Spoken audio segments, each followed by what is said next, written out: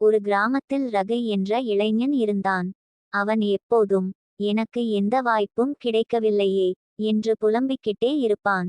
ஒரு நாள் அவன் ஒரு வயதான விவசாயியை சந்தித்தான்.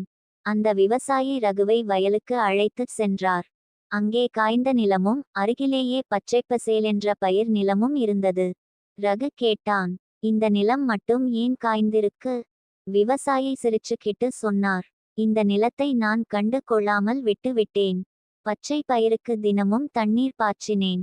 அப்போ விவசாயி சொன்ன வார்த்தை ரகுவின் மனசுல பதிந்தது. வாய்ப்பு எல்லாருக்கும் இருக்கும். அதுக்கு உழைப்பு, முயற்சி என்கிற தண்ணீரை ஊத்தினால்தான் வளர்ச்சி வரும். அந்த நாளிலிருந்து ரகு புலம்புறத விடுத்து, தன்னோட முயற்சிக்கு தினமும் உழைப்பு என்கிற தண்ணீரை ஊத்த ஆரம்பிச்சான். வாய்ப்பை எதிர்பார்க்காதே, உழைப்பை பயன்படுத்து. வெற்றி தானா மலரும்.